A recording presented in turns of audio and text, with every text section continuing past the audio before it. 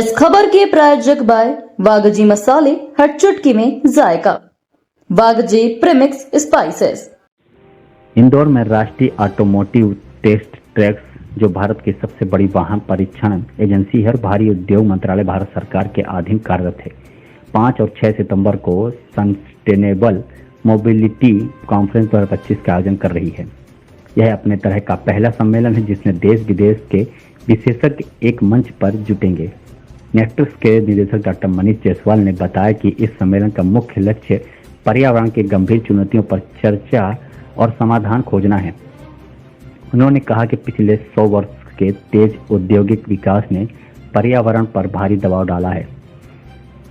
Bharat carbon उत्सर्जन, plastic कचरे और इलेक्ट्रिक वेस्ट के मामले में दुनिया के शीर्ष 3 देशों में शामिल है। यह सम्मेलन इन समस्याओं के समाधान के लिए एक महत्वपूर्ण मंच साबित होगा। यह आयोजन प्रधानमंत्री के उस दृष्टिकोण को साकार करता है जिसमें भारत को वैश्विक स्थिरता के प्रयासों में अग्रणी बनाने का लक्ष्य है। ऑटोमोबाइल क्षेत्र को पर्यावरण अनुकूल और आत्मनिर्भर बनाने की दिशा में यह एक बड़ा कदम है।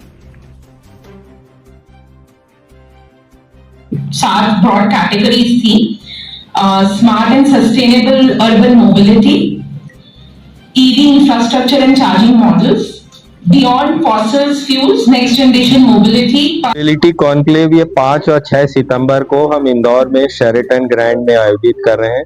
ये 2 दिवसीय कार्यक्रम में पूरे देश विदेश से सस्टेनेबल सब्जेक्ट पे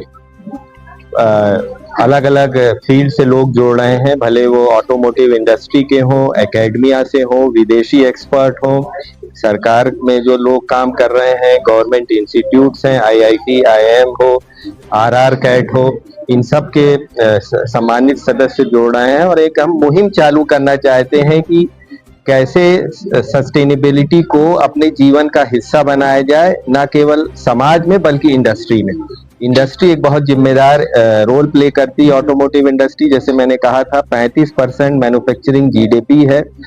हमारी जितने प्रोडक्ट बनते हैं उसकी बहुत सारा मटेरियल हमें बाहर से लेना पड़ता है, इंपोर्ट करना पड़ता है।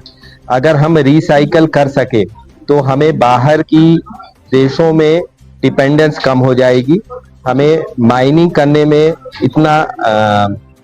इतनी आसानी से हम माइनिंग नहीं कर सकते, वो बैटरी के मटेरियल्स हो या मोटर के मटेरियल्स हो, तो इसका मतलब है कि हमें अपने मटेरियल्स को वापस यूज करना पड़ेगा। तो सस्टेनेबिलिटी कॉन्फ्रेंस के माध्यम से हम ये प्रयास करना चाहते हैं कि ये मैसेज देश विदेश सब जगह पहुंचे और लोग अपने डिजाइन में, अपनी इंजीनियरिंग में, अपनी प्रैक्टिसेस में उस सब्जेक्ट को बहुत महत्वपूर्ण रूप से आगे लेके जाएं, जिससे कि हमारे देश में बाहर के ऊपर निर्भरता कम हो मटेरियल को लेके, और हमारे प्रोडक्ट्स ऐसे हो जो कि पर्यावरण के साथ बैलेंस बना के चले, ना कि युद्ध छेड़ दें। सर, डिकार्बोनाइजेशन को लेकर तमाम चर्चाएं काफी समय से चल रही है पर अभी तक कोई ठोस रिजल्ट इसका नहीं पाया। देखिए, क्या होता है कि कोई भी सब्जेक्ट आपने 300 साल की जो एक इंडस्ट्रियल प्रैक्टिस है उसको अचानक से 1 साल में नहीं बदल दोगे।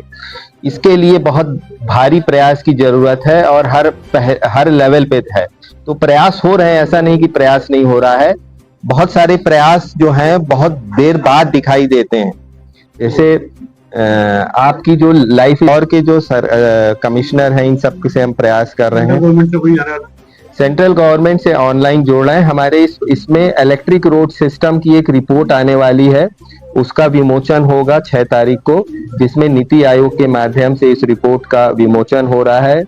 इसमें सेंट्रल गवर्नमेंट में कुछ लोग ऑनलाइन जुड़ेंगे और बदलाव जो ला रहे हैं उनको आमंत्रित कर रहे हैं। हमारे यहाँ इंदौर की एक फेमस लेडी पद्मश्री जनक पाल्टा जी, वो जोड़ रही हैं हमारे साथ। इस तरीके से समाज के जागरूक लोग हम इसमें जोड़ रहे हैं, भले इस कॉन्फ्रेंस में जोड़ रहे हैं।